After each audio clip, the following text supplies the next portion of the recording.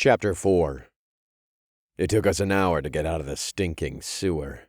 We found ourselves in the slums of the city and snuck through streets filled with junkies, gangs, and poor for another quarter of an hour before we found a motel.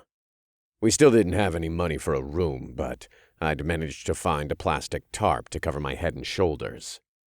I had never maintained my half-tiger form for this long, and I felt my hunger gnaw through my stomach like a disease. The starvation made my anger spiral to a slight insanity, and I couldn't help from growling every time I breathed in the stench of the sewer that covered us. The feline part of my soul wanted to clean myself up, but we didn't have time for such activities, and that also made me angry. The motel we found was called Way Place, but both of the A letters were not casting their neon glow in the night sky, so it just looked like Wee Plick with some Chinese characters underneath. A group of 4 women leaned against the wall of the motel, and their attire convinced me they were prostitutes. As if on cue, a man pulled up on a new-looking cruiser motorcycle, addressed the 4 by the name Bitches, and then beckoned for them to all follow him into the alleyway next to the building. They seemed to know the man, and my animal sense could taste their terror from across the street. He must have been their pimp. "He will do." The strange woman's words drifted into my mind, almost as if I had thought of them myself. "Confirmed," I growled and readied my shotgun. "No gun. Cut his throat. He is clean." What do you mean by clean? I asked, but the strange woman didn't answer. Her white lab coat was now the dark yellow color of piss, and she smelled as bad as I did. I hadn't been able to find her any shoes, and her dirty bare feet looked out of place on the neon-reflecting surface of the sidewalk where we hid. "I need him." Whatever. I felt jealousy spin my anger out of control, and I wrestled with the idea of hitting the woman. I had just saved her life multiple times, but she needed another man now? Fuck her. I took a deep breath and forced myself to relax. I was too angry, damn it. She wanted me to kill the man with my knife. I didn't need to get jealous. Why was I even feeling that way in the first place? Yeah, she was beautiful, even when she was in obvious need of a meal or 20, but it wasn't like saving her life meant I owned her. Calm the fuck down, Adam. This is your beast talking. It's the rage trying to take control of you. I really needed to change back into a human. A woman's scream brought me out of my meditation, and I looked both ways on the street before sprinting across. "I need my money every fucking night, bitch!" The man was slapping one of the 4 women, and the other 3 were pleading with him in a language I didn't recognize. I didn't know what the currency looked like on this planet, but the man clenched a roll of red-colored paper in the hand he wasn't beating the woman with. The 3 other prostitutes each held out crumpled leaves of it, as if they could deposit it into a slot on his shoulders to prevent him from hitting their friend. "Stop!" I growled as I slowed my sprint and walked into the alley. "What are you?" He looked like he may have been of Asian ancestry, but his skin was darker than the other women. He pushed away the hooker he was beating, looked at the long guns hanging from my shoulders, and reached into his leather jacket.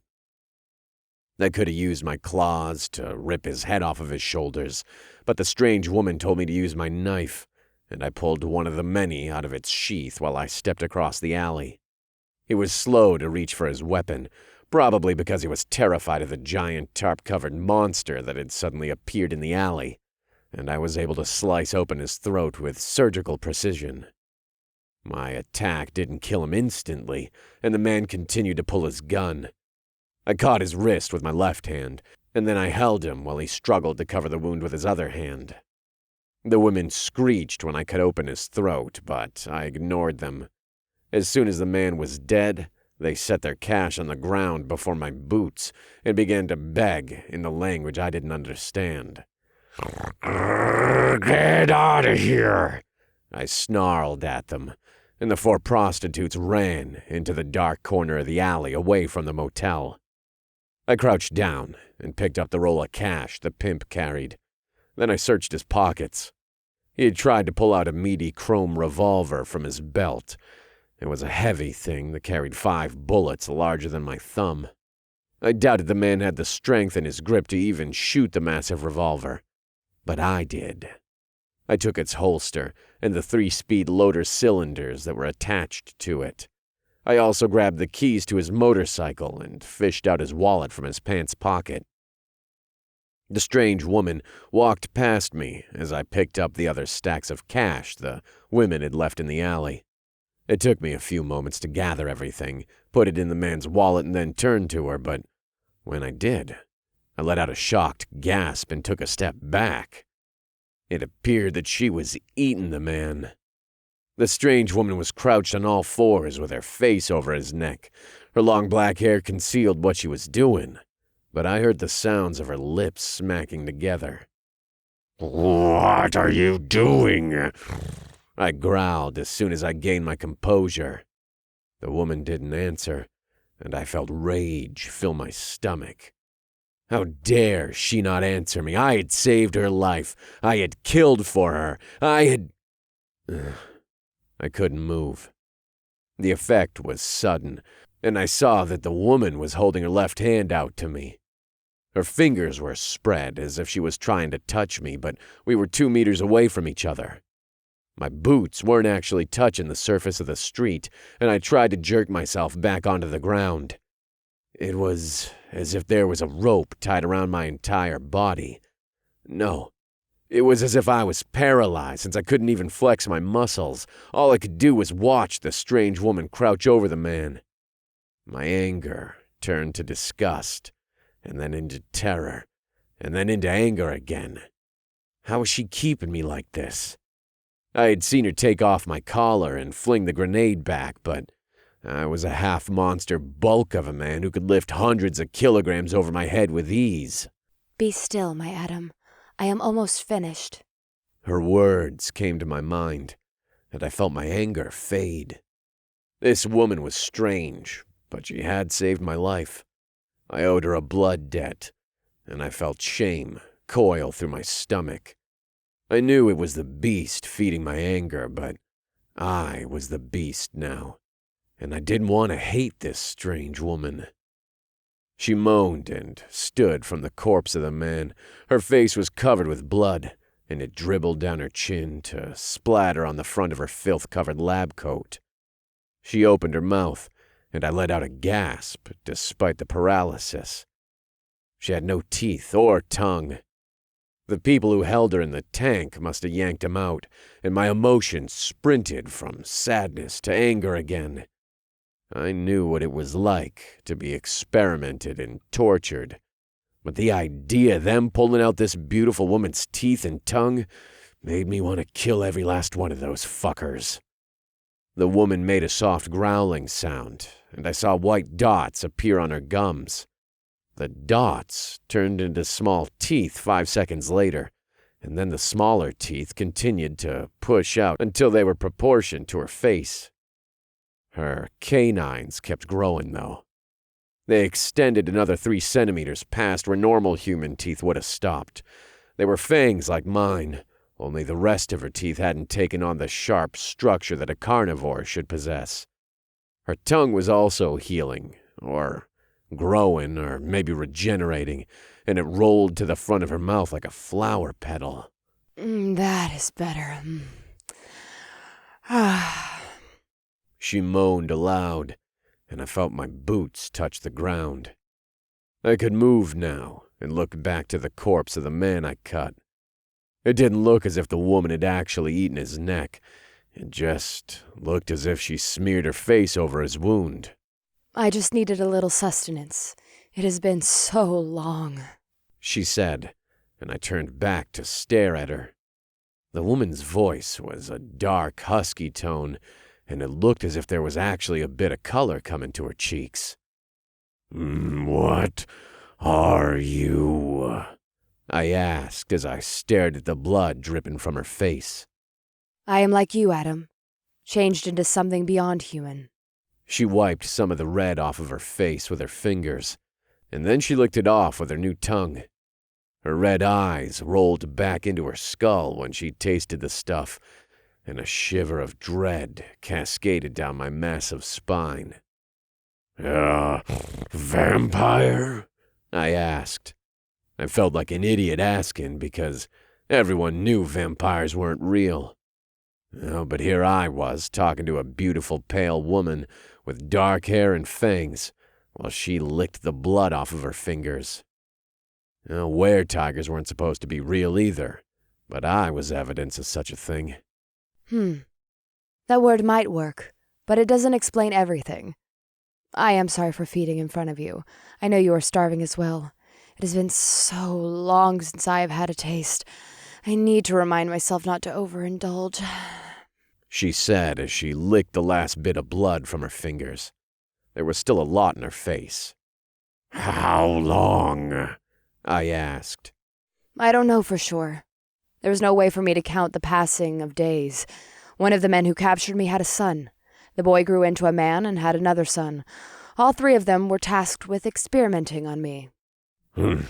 That sounds like a lot of years. They took my teeth and tongue out first, and only gave me enough to live but not heal. It was the beginning of my torture. You have endured a similar treatment, Adam. We are the same. The woman smiled at me, and I felt the dread in my stomach leave. How did they capture you in the first place? You seem very powerful. My words came out as a growl, and I felt my hunger start to push on my rage again. We will talk about that later. The woman gestured to the motel. Let us get a room, clean ourselves, and you get sustenance. You will also need to rest. Okay, I said as I adjusted the tarp over my head again. Changing back into my human form would take me an agonizing half-minute, and I'd have to sleep immediately afterward, so I wanted to wait until we were safe in the room. I followed the strange woman to the front of the street and into the door of the motel. The place was the kind of shithole that reminded me of where I grew up, and it brought me memories of my previous life. The memories were painful, and I forced my angry brain to push them aside. I need a room, one with a large bathtub and clean linens, the woman said to the old man at the front desk. He sat behind 10 centimeters of armored glass, and the vampire had to lean into a microphone to speak. The man said something in the language I didn't understand, and the woman replied in the same tongue. He said something else, and he pointed at her dirty lab coat. He sounded angry, but she calmly replied. The conversation continued for another half-minute, but then she seemed to have said something he agreed with, and he nodded with a smile. Give me the wallet, please, she asked, and I passed her what I had taken from the pimp. The vampire pulled out a card from inside of the folds and then passed it through a slot in the glass. Then she grabbed a dozen of the bills from the wallet and passed them through the same slot. The old man smiled, bobbed his head, and then passed us a room key. Thank you, she said as she grabbed the key from the slot. The beautiful woman nodded to me, and I followed her out of the narrow entrance hallway and into the small lobby. There was an elevator there, but it was covered in tape, and I guessed that the archaic lettering on the sign meant it was out of order. Up the stairs. We're on the top floor. The man is going to get us some clothes and food, then you can rest. Just a few more minutes, Adam. Confirmed, I growled, and my vision started to swim. I felt like I wanted to tear the place down around our heads, or kill the man at the front counter, or take off my armor and run until I turned into the creature I looked like. I just hated these walls being around me like a cage. But I didn't do any of that. Instead, I followed the half-naked woman up the stairs to our hotel room.